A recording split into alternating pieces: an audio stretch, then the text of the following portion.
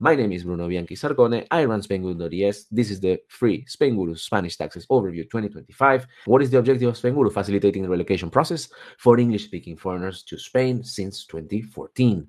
As you can see there, we have a few nice reviews there, so you are in good hands. We've been in the business since 2014, so more than 10 years, although we haven't started to gather reviews until very recently.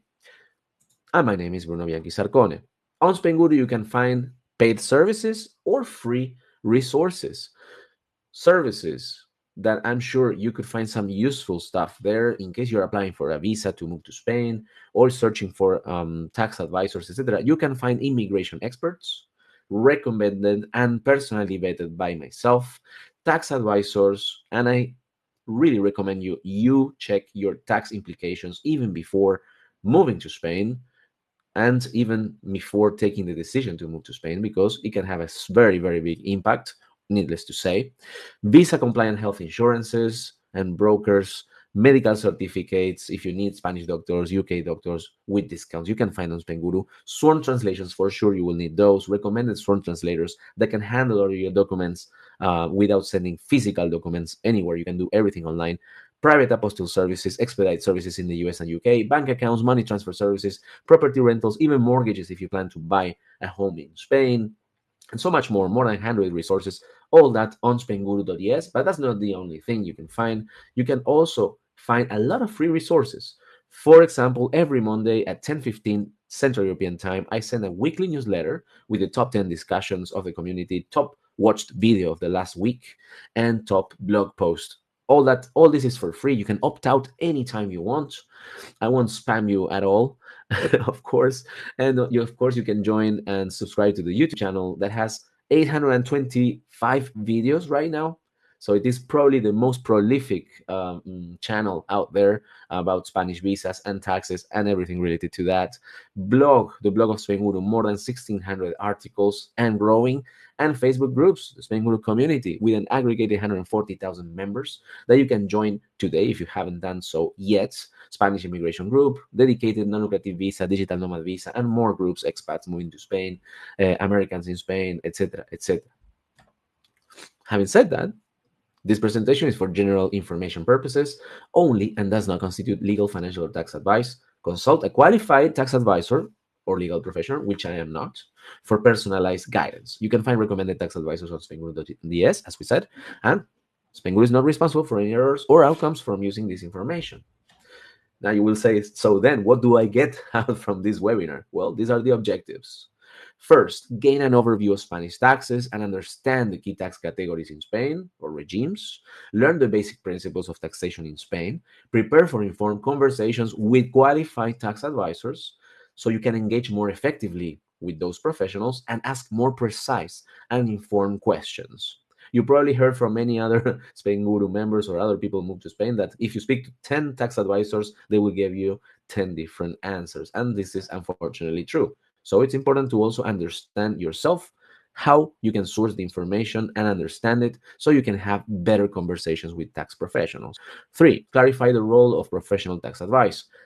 Understand that this webinar provides general information and does not replace personalized tax advice. And I underline personalized. Individual circumstances can significantly impact tax liabilities. And learn about potential tax implications, especially for US and UK nationals, the focus of this webinar. Be aware of compliance requirements and deadlines to avoid potential penalties. If you are not from the US or UK or not living in those countries, doesn't matter. 99% of information on this webinar will apply also to you. Now, the first and most important concept, Spanish tax residency. How do you establish tax residency in Spain? And the most important of the 3 conditions is if you spend more than 183 days in the country within a calendar year that runs from January 1st to December 31st. Then there are 2 different conditions. If you spend less than 183 days in Spain, but you comply with the 2 other conditions, you may be deemed to be a tax resident in Spain. The first condition is if you have main economic activity in Spain, or if you have your center of interest in Spain. In other words, if you have your family living in Spain. You could be also a tax resident in Spain. But 99% of people fall into the first condition, which is spending more than 183 days in Spain. And it is very important you understand that physical presence in Spain counts already for tax residency. A lot of people think that if you spend 10 days as a tourist at the beginning of the year, and then you spend 183 days having a visa, for example, in the 182 days in the second half of the year, those first 10 days as a tourist don't add up for tax residency. And that is wrong. They do. If you set your foot in Spanish territory and you have a physical presence in Spain, that counts towards tax residency in Spain. So if you haven't been in the beginning of the year anytime and you arrive to Spain after July 2nd, you will avoid making yourself a tax resident during that calendar year. Okay. So because of this, it's important that you verify your travel records and count prior days spent in Spain. And sometimes it could happen that maybe two countries consider you during the same year to be a tax resident in any of those two countries. In that circumstance, then you have to refer to the double taxation treaties for guidance in order to determine when you become tax resident in which country. So those are called tiebreaker rules, and those are used in case of conflicts. Now, what are the consequences of being a tax resident in Spain? First, if you're a tax resident in Spain, you are subject to taxation on worldwide income and also potentially assets. And if you're a non-tax resident in Spain, only the income and assets sourced from or located in Spain are taxable. And this is especially interesting also for digital nomads who move to Spain in the second half of the year, and they have to pay for their income as non-residents because they were working physically from Spain, even if they are working for non-Spanish companies on a remote basis. We're going to talk about that. Now, first, let's have a glance to non-residents, okay, so or non-Spanish tax residents. So there are two main categories. If you're an EU or associate countries passport holder, then you have the middle column there with the tax rates for the different types of income. Now, if you're from the USA, from the UK, you are non-EU passport holder, then you have the third column on the right. It's 24% for employment or rental income, okay, as a non-resident, 24% flat rate, and then different rates for different other types of income. This is, of course, for non-tax residents. Now, let's talk about the different tax systems or regimes and the obligations in Spain. You have two tax regimes. The most important is the general tax regime, and you have the special tax regime, also called Beckham law. What does the general tax regime include?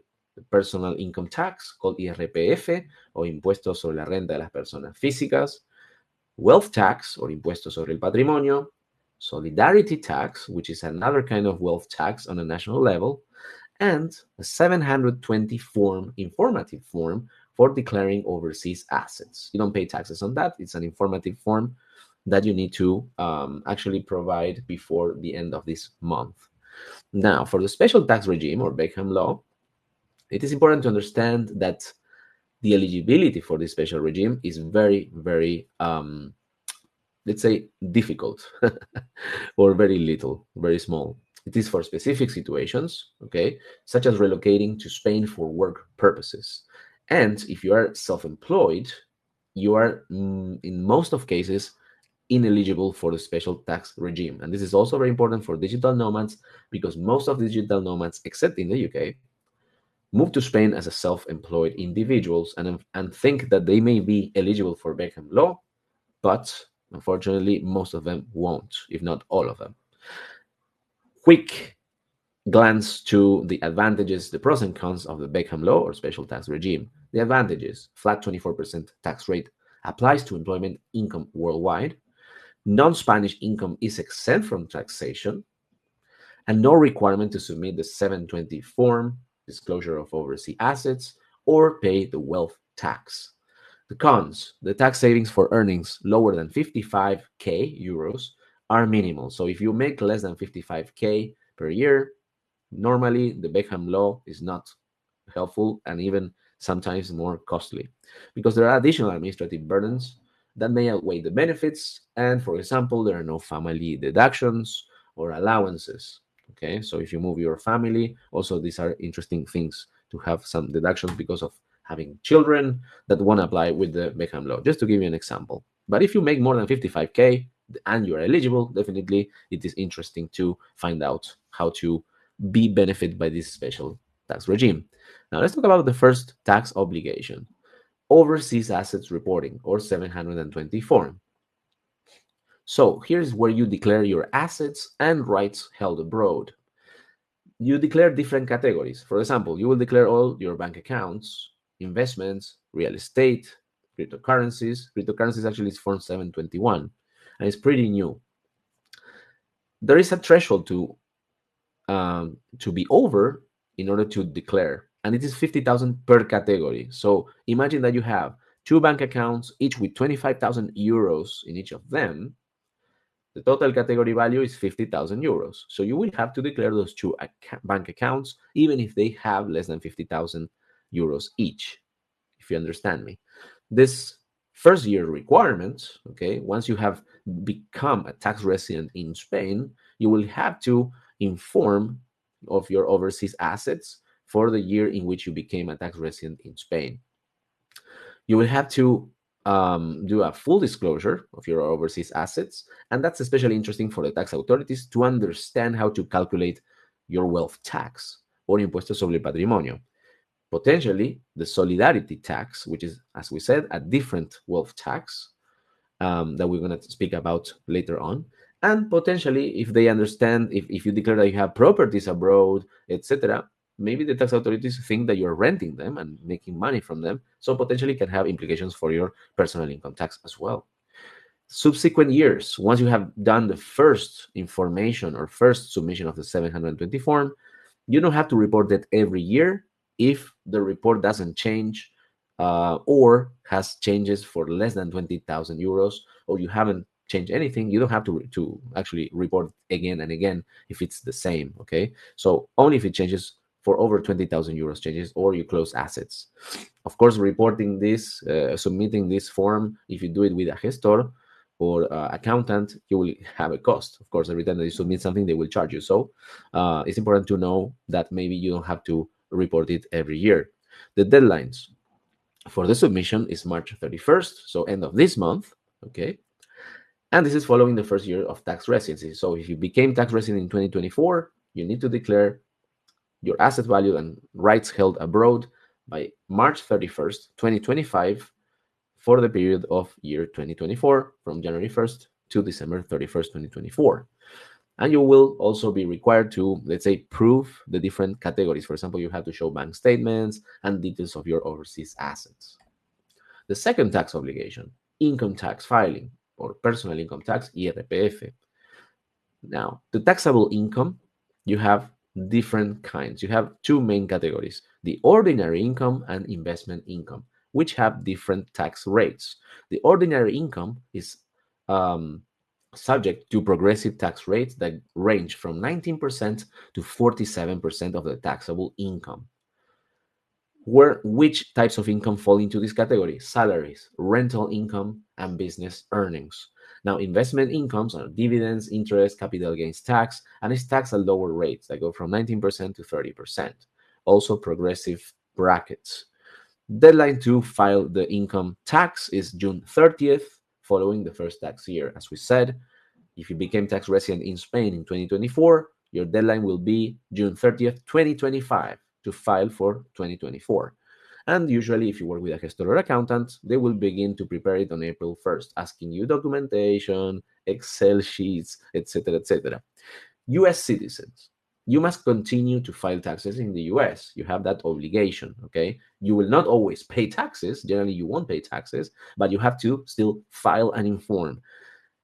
So usually your deadline would be April 15th. So you need to request a US filing extension so that you can submit your income taxes in Spain by May or June. And then once you have paid your taxes to Spain, then you can credit your taxes in the US with what you have paid in the US. Okay, so you will then complete your US filing 1040, deducting the taxes that you paid in Spain. This is, of course, under the US Spain tax treaty. Okay, so, and this is usually what happens with most of the countries. Spain has a lot of double taxation agreement to avoid double taxation. So, whatever you pay in Spain, you can then send it to your tax administration in your origin countries, and you will not pay any taxes usually in your origin countries because you already have paid taxes in Spain. Now, how do the progressive tax brackets work? Some people think, because they read that, for example, if you see on the right, there is a table, the bracket number 5 is 45%. And they say, I'm making 100K a year. So I will have to pay 45% tax when I move to Spain. Well, it is not true. It is not right. These are ballpark figures without allowances or deductions, just so that you understand how you calculate, how you use the tax brackets. So let's say that you're making round number 100,000 euros per year. What happens is that the first 12,450 euros will pay 19%. The second trench or bracket that goes from 12,451 up to 20,200, the second bracket will pay 24%, and so on and so on, making it that the effective income tax rate for 100,000 euros is not 45%. It's really 36%. Okay. It is, let's say, an average or median. Okay. Because you are paying lower tax for the first income tranches, if you understand me. So there you have the calculation. And this is just so that you understand how the progressive tax rates work. And this is how they work for the different types of income. Now, this is also a general calculation without taking into account deduction, allowances, or different regions where you can move to Spain or anything. This is just so I understand when we say it's progressive tax rates, how those work. So, for example, for a 30,000 income, you would pay an effective tax rate of around 24%. And as we said, this goes up until 100K, 36% on your income tax. This is, of course, for illustrative purposes only. Now, we saw the first tax obligation, 720, second tax obligation, the income tax, and now is the third tax obligation, which is wealth and solidarity taxes. Wealth tax, impuesto sobre el patrimonio. This is a tax that is based on net wealth as of December 31st, or the net value of your assets at December 31st. There are different regional thresholds where this tax starts to kick in. For example, in Catalonia and Valencia, it kicks in earlier with only 500,000 euros of net wealth. Whereas, for example, in Madrid, although we're going to speak about Madrid, starts at 700,000 euros deduction, okay? Now, some regions like Madrid, Andalusia have higher exemptions, as we said, okay, due to the solidarity tax. What is the situation now in Madrid and Andalusia? In Andalusia, there is 100% rebate on the wealth tax. That means that you will have to file your wealth tax and inform about your assets value, but then you will get 100% bonus and you will have to pay 0 if you live in Andalusia. Now, in Madrid, what they have done is that they have raised the minimum threshold to start paying wealth tax to Madrid to 3 million euros in assets, equalizing it to the threshold of the solidarity tax. Now, the wealth tax is a regional tax, as you notice already. Okay, the different regions have set the different thresholds and percentages, etc., etc. So in Madrid, unless you have 3 million euros in net assets value, you don't have to worry about this tax. Okay, Andalusia, the same, but different story, because in Andalusia there is 100% rebate on the wealth tax, but then comes the solidarity tax, which is not a regional tax. It is a national tax that kicks in at 3 million euros of assets. Okay, so if you have this amount of value assets, of assets value, you will have to pay a solidarity tax, which works more or less the same as the wealth tax, but starting at a higher threshold. Now, the wealth tax deadline, the filing is at June 30th, okay? And the solidarity tax starts in July 31st, so 1 month after than the wealth tax. And here we're going to have a calculation, okay, of a wealth tax for someone, for example, who is living in Catalonia. As we said, in Catalonia, the threshold is 500,000 euros, okay? There is also an allowance of, and this is in general every region in Spain, they have also an allowance for the primary residency value. So the value, if you're owner of a property, and it has to be in Spain, up to 300,000 euros. Okay, so you have to prove that your property is 300,000 euros, and that will add up to the allowance, okay, or to the exclusion of the taxable income. Okay, so for example, on the right, if you have €1,000,000 in net assets value, yes, you will have in Catalonia an allowance of 100,000 euros. Let's say you're a property owner and the value of the property is 300,000. You can also deduct it. You can deduct 800,000 euros. So the taxable amount will be 200,000 euros. You apply the progressive rates, okay? And that year you have to pay 487 euros, roughly, okay? And there you can see for 1.5 million, you will have to pay 3,000, for 2 million, 8,000, for 2.5 millions, 13,000 euros, okay? With those allowances if you live in Catalonia. If you were living in Andalusia, you will pay 0 euros, okay? And the same happens in Madrid. Just to remind you, for the people who are just joining, that there is a Q&A session at the end. You can ask your questions anytime. Just make sure to add your question mark at the end of your question so it's easy for me to recognize it. And if you like the content of this webinar, you can leave a review on Trustpilot. That's the only thing I ask in exchange for this information, and that would be it. Now, let's continue. Tax considerations. I'm going to have a few slides. I think it's 3 of them, just for the digital nomads, because there are so many questions there. Digital nomads. This first slide is if you move to Spain as an employee, okay, working for a company. Because as we said, most of the digital nomads move to Spain just as self-employed, okay? Now, employees, or the equivalent in the US, W-2 workers, okay? You will have to contribute to the Social Security, okay, in some way.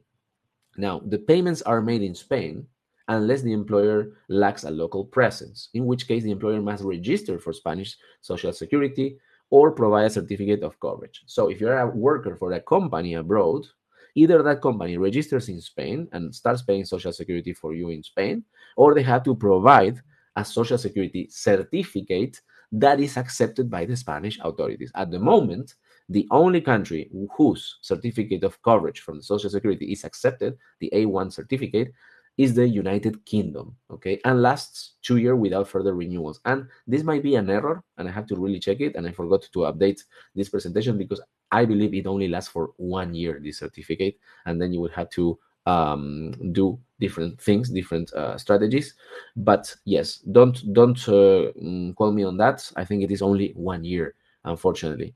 So we said before, and just as a reminder, Beckham law, the special tax regime, are available only to employees and not self-employed. Okay, so in this case, you could potentially be eligible for the Beckham law. Okay, if you move to Spain as an employee and not as a freelancer or self-employed. Okay, now let's talk about tax consideration for digital nomads, for people who move as contractors, okay, or 1099 in the USA, self-employed or autonomous in Spain. Digital nomads working under commercial agreements in Spain are considered self-employed, autonomous, and are required to contribute to Spain's social security system, which provides access to healthcare and pension benefits. Okay, so if you apply for digital nomad visa, you will, as a self-employed, you will promise that you will get enrolled in the Social Security in Spain, and therefore you will have access to health insurance, public health insurance, so you don't have to provide a private health insurance when you apply for this visa. Contractors are not considered employees, meaning they are responsible for managing their own tax filings and Social Security payments. You need to pay your Social Security every month. It's not the company that does it for you, and you have to do your filings. You have to do quarterly filings and yearly filings. Beckham law, as we said, doesn't apply to contractors or self-employed or autonomous, except very, very limited exceptions. So don't count on it. And the deadlines, if you're a first resident, if you move at the end of the year, you will be a non-resident for that year. And then after you become a tax resident in Spain, you will become a tax resident and you will have to file taxes as a tax resident. Okay. Now, here's an example of what I just said. Case study. Someone who arrived to Spain in September. As you probably know, the digital nomad visa, you can apply it from Spain and actually has a lot of advantages on doing so and not from your original origin country consulate. This person arrived to Spain in September 2024, applied for DNB in October, approved in November, and in December 2024 registered as autonomo. And a tax advisor was writing this message that I screenshotted here. For tax questions, if you ask 10 different people, you'll get 10 answers. This is a particularly gray area as you weren't resident until you got your TA card or tarjeta de identidad extranjero or residency card, so you weren't even officially allowed to work. But you are supposed to pay tax in the country where you are physically working, which is maybe what you mean by address. So strictly speaking, any work performed since September from Spain, even if you're working remotely for a non-Spanish company, you have to pay taxes on that. But for 2024, you have to pay as a non-resident, and then for 2025, you will pay as a resident. That was enough for an overview of the most commonly asked questions, let's say, or situations for digital nomads. Now, let's continue talking about additional taxes in Spain that you have to have in mind. First, inheritance and gift tax, or impuesto sobre sucesiones y donaciones, which is paid by the heir or recipients, and this varies wildly by regions. There are a lot of tax reductions and exemptions depending on your age, depending on the link that you have with the person who is giving you the gift or inheriting from. So it is very important to go with an expert on this tax. Transfer tax, or impuesto sobre transmisiones patrimoniales, or ITP, applies to property purchases. This is for second-hand properties. If the property is newly built, you will have to pay a VAT of 10%. This is across this is nationwide, 10% VAT on new properties. But the ITP is a regional tax, only applicable for second-hand properties. And depending where you're buying the property, you will pay between 6% to actually 11% in Valencia for specific cases. So depending where you buy the property, you will pay more or less taxes. And it's important to have in mind that once you buy the property secondhand, you will have up to 60 days from the moment in which you sign the property deeds to pay the tax. And I'm addressing here especially Americans. My wife is American and she owns property there, and I was also looking before to invest and buying property in the USA. And what I found extremely advantages of the USA is that this type of tax, you don't pay it when you first purchase the property. In the USA, you pay it when you sell. So when you buy the property, you pay very little tax, and maybe you hold your property for many years, getting rent payments, etc., etc. You pay your mortgage, and when you decide to sell, you will pay your tax on that sale. But here you have to pay it at the beginning, okay, which is the ITP. So something you have to budget carefully, because as you see, it can be 10% of your property purchase. It could be 30,000 euros for a 300,000 euros property, which is an average price for a property in the main cities in Spain. So yes. Now, property tax, impuesto sobre bienes inmuebles, or IBI. This is the tax that you get once a year. And also, people in the American people, they say that it is very, very cheap. For example, for a 100 square meter house or apartment in Malaga, you will pay like 350 euros per year. That's all. Okay, but it will depend a lot on the specific region, not region, but city where you have your property, and if the property has swimming pool or you live in a nicer neighborhood. It has strong variations. For example, I live in Malaga City, and next to Malaga you have Torremolinos. Torremolinos, it's known because it's double this property tax than in Malaga. Okay, so be careful when you move to also understand those implications. Then there is the municipal capital gains tax, impuesto sobre el incremento del valor de los terrenos de naturaleza urbana o plusvalía municipal, also called plusvalía. This is when you sell your property. If you bought originally for 100,000 euros and you sold for 200,000 euros, you made 100,000 euros plusvalía, you have to pay tax on that.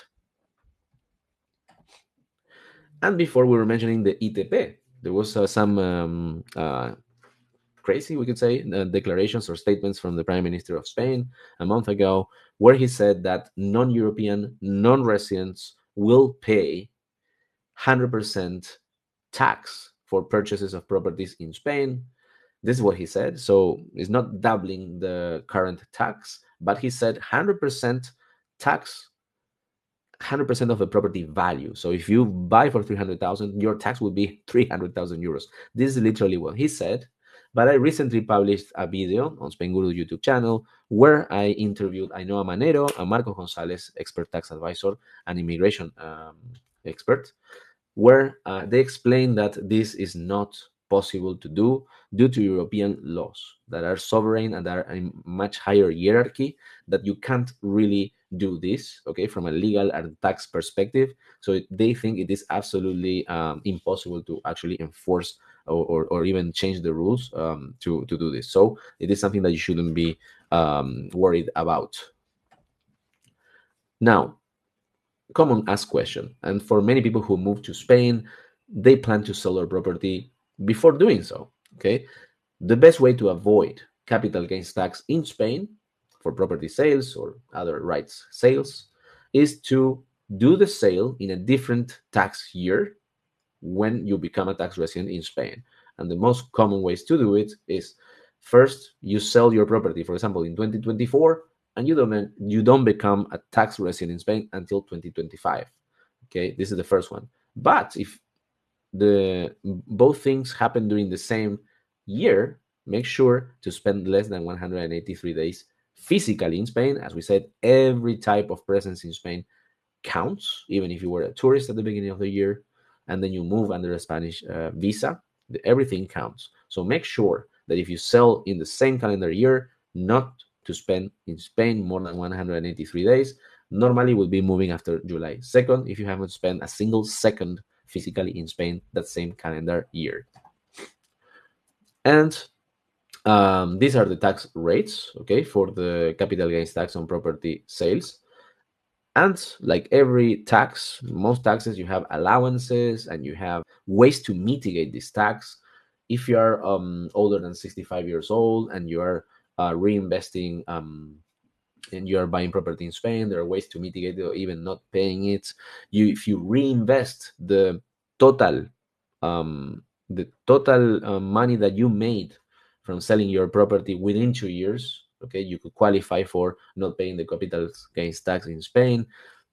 There are many different things. I have an article about capital gains tax, but definitely there are ways to avoid it. But the best and easiest way usually is just becoming a tax resident in Spain on a different year in the future after the sales has happened.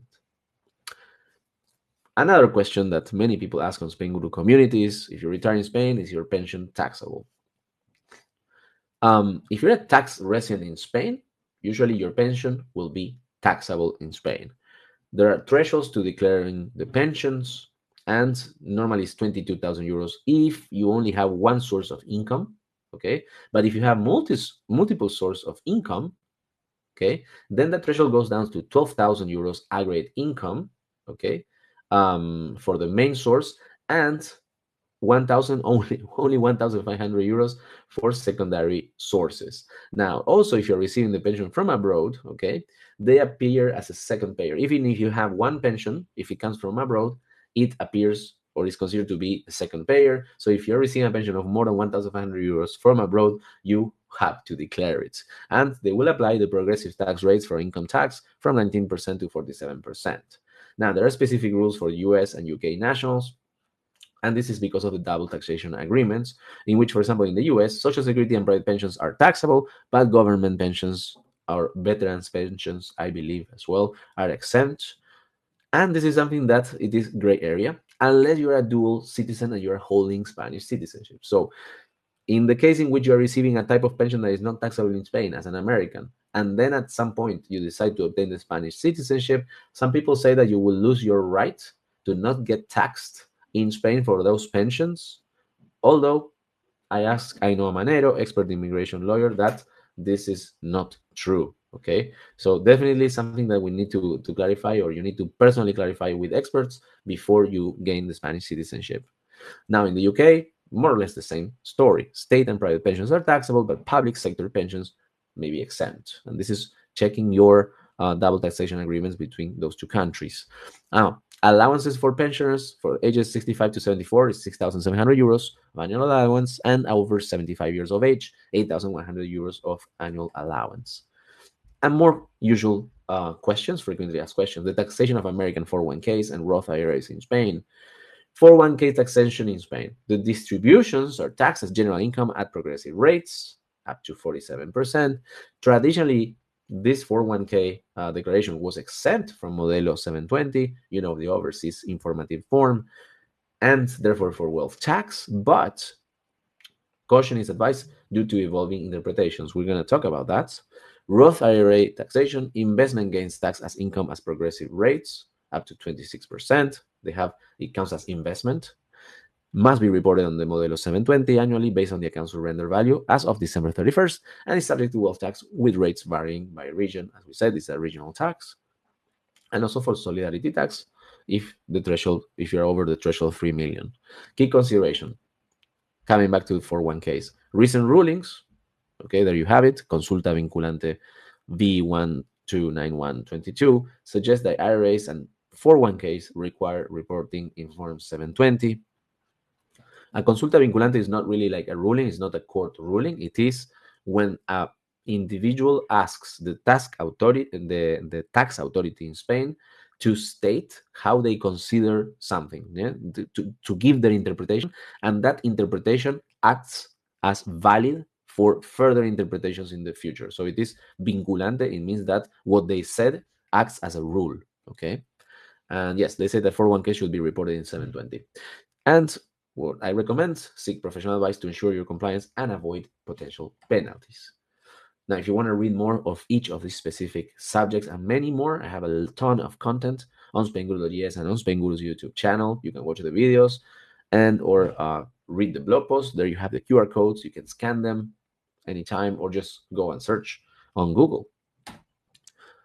And this is a cheat sheet where I try to summarize and condense everything in one single sheet, so you can maybe print it if you want. But here you have mostly everything you need to know. Not everything, but mostly.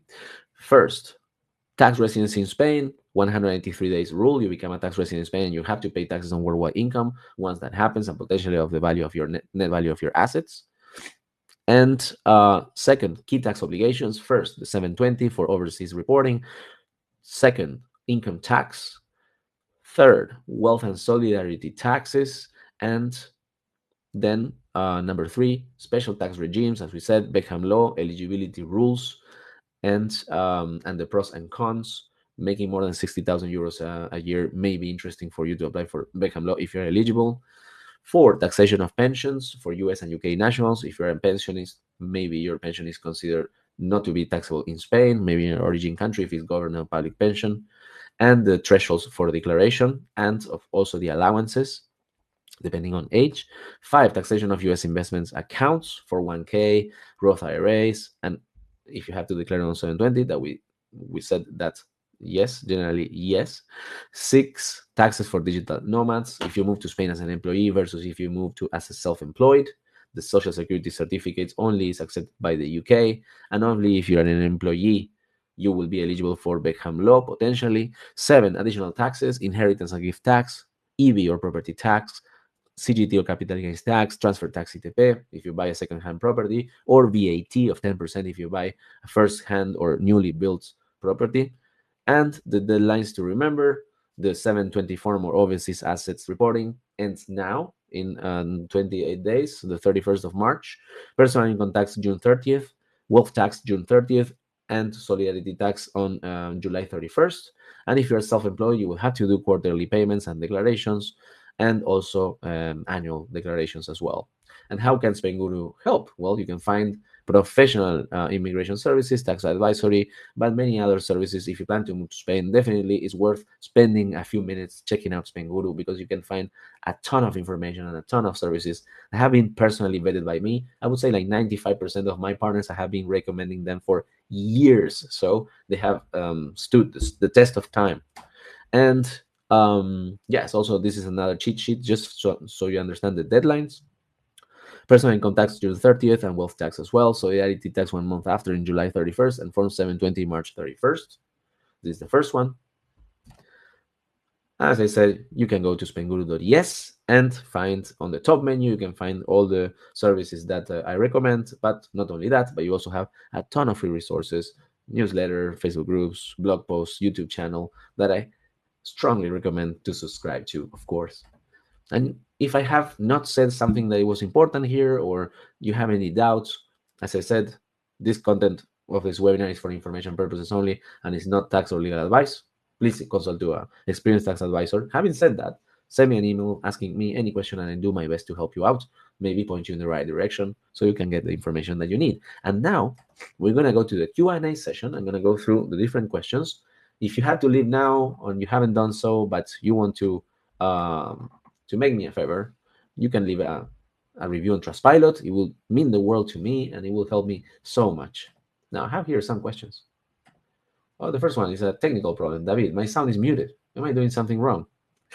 I don't know. It's hard to say, David. Other people are hearing, so feels like it's your problem. And if you couldn't hear me already, this answer won't help either. Unfortunately, maybe in the recording. You can watch the recording later on. Kathy, thank you for joining today. If I move to Spain on July 3rd, 2025, so that one more day after July 2nd, so 182 days or 181 days, then move back to the United States on July 1st, 2026. Will I ever be considered a tax resident in 2026? So as you said, we're only speaking about the 183-day rule, okay? Because there are two other conditions to be considered a tax resident. If you don't comply with if your most of your income is not sourced from Spain and your center of personal interest is not in Spain, like having family, etc. If we're only speaking about the 183-day rule, in 2025 you wouldn't be considered a tax resident in Spain because you spent less than 183 days. And if you move before July 1st, 2026, then and you don't go back to Spain in 2026, therefore you spend less than 183 days in 2026, then you are not a tax resident in Spain. Kathy, do you know what the wealth tax rate is in Zaragoza? Zaragoza is Aragon.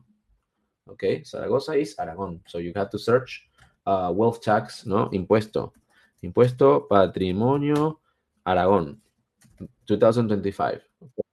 So we search here and it says 700,000. Okay, 700,000 is the threshold with the 300,000 euros allowance if you have a property. Sorry for that, someone is calling me. And yeah, just search Impuesto Patrimonio Aragon on Google and there you have all the information. David, are any of the Spanish tax forms printed in English? That's a great question. I don't think so, but I don't know. I never heard of anyone asking this. That's a good question because I do everything in Spanish, and I do when you deal with someone doing the tax declarations, the forms are usually in Spanish. But that's a great question. I'm not sure. I have very bad. I always when I am, in my personal area, doing some sort of procedure with the administration in Spain, and I see that there is Spanish and English, for example. They also have Euskera, Catalá, Galician, all these languages. Sometimes just for fun, I just change the language, and I see in English, for example, and I see that even if you can select English, the information still is in Spanish, most of it. Okay, so there's no really there's no way really to know, even if they say that it's in English, that really will be in English for the most part of until the end of the procedure. So yeah, I wouldn't count on it. I wouldn't count on it. From US with NLV, is it better to file individually or together? For US with NLV, it's better to file individually together, especially for wealth tax reasons. So you need really to check with the tax advisor, okay? And because it will depend on the type of agreement that you have with your couple on how you are the owners of your assets. For example, in Spain, there are two regimes when you get married, okay? There are separation of assets or you have joint assets, okay? So if you have joint assets, then you are owner of each of the assets that you declare at the 50%, okay? If you have separation of assets, then you have 100% ownership. Each member of the couple has 100% ownership of that specific asset or the other specific assets. So they will have to have that into account on how they do the presentation or the filing in order to count for the thresholds for the wealth tax. Is it hard to do 720? Anne is asking. Is it hard to do 720 without a gestor? I don't speak Spanish. it would be easy for some, and it would be extremely hard or even impossible for others. This is my answer. I personally do it always with a gestor. Okay. um at least the first time, and then maybe you don't want to change it or not file the following years, because as we said, you don't have to unless it changes, for changes over 20,000 euros. So yeah, personally I would do it with a gestor, at least the first time. David, I am a new Spanish citizen. I am from the USA. Can I find tax information for me on Spainguru? Yes, you can find. Absolutely. Go on Spainguru.es and the YouTube channel. There's so much content there about taxes, definitely. Okay. But of course, I'm not a tax advisor, always. And, yeah, it changes so much depending on your personal circumstances, that it is very important that you understand your specific situation and how taxes are calculated according to your specific situations. Therefore, tax advisory, personal tax advisory, it is very, very important. Where can I download Spanish tax forms and instructions off the internet? Well, normally you would have to have your portal, the portal for Hacienda, okay, or Spanish tax authorities. You will have to have access to it, okay, and that you have general access, and you have all the instructions from the main Hacienda website, okay. But then if you want to do procedures online, you will have to get a digital certificate or digital signature or clave, okay. There are different ways to sign when you submit your filings, and for that you will need to have your computer. You will need to, let's say, prove that your identity physically in one office of the Tesorería de la Seguridad Social or in the Hacienda, etc. And then they will give you a code that you can use to set up your digital signature, so you can do the procedures online. Okay, that works. Hope that answers your question. So I have here one last question here. For some reason, it didn't appear. Okay, that one. Sean, how expensive are tax advisors? In the US, it costs $1,000 just to get help with basic taxes in a non-complicated situation. There are cheaper ways, but a professional who gives you protection is expensive. So I think here are cheaper, but it depends on your situation. If you have a lot of businesses and it's very, very complicated, the invoice will grow. Okay. If you have many different assets, you have rental income, you have businesses, you have your pension, but you also have you are a shareholder of different things, you have a 401k, you have Roth IRAs, everything. It makes it very complex. You need to study your situation and tell you, look, Sean, for you, it's not going to be 100 euros. It's going to be 1,000 euros every year, because I need to work a week to do your tax declaration. Okay. So this is a little bit, you need to understand your complexity, and it will vary according to complexity. But in general, what I've heard is that it is cheaper here. One thing is that here, tax advisors or CPAs or gestores are not responsible for what they present. You are the responsible person, and therefore even if they submit something on your behalf, you are the final responsible for any mistakes and errors. Okay, this is how it works in Spain, unfortunately. Otherwise they will be responsible for so many errors, unfortunately. But this is how it works in Spain. So it is important that you also understand, you have like minimal understanding of what they are submitting for you, and you're able to ask them questions as well. Okay, so that would be it. I am got to the final question here. I really appreciate that you guys joined today to today's presentation. As I said, you can contact me here and hello@spainguru.es, or join the groups, or watch the YouTube channel newsletter every single Monday. And as I said, this is not tax advisory, but you can find recommended tax advisors on Spainguru.es if you need. And I'm happy to answer any question if you reach me out on any suggestions. And as I said, if you can leave a Trustpilot review, if you think the information I provided today is helpful in any way or can help anyone, it would really mean the world to me if you left me a review there. Thank you so much for joining today. And as I said, I will also send you the recording when I upload this to YouTube between today and tomorrow. I will send you, check your spam folder. I will send this to the same email that you used to register, and you'll get the recording for any time, so you can watch it anytime you want.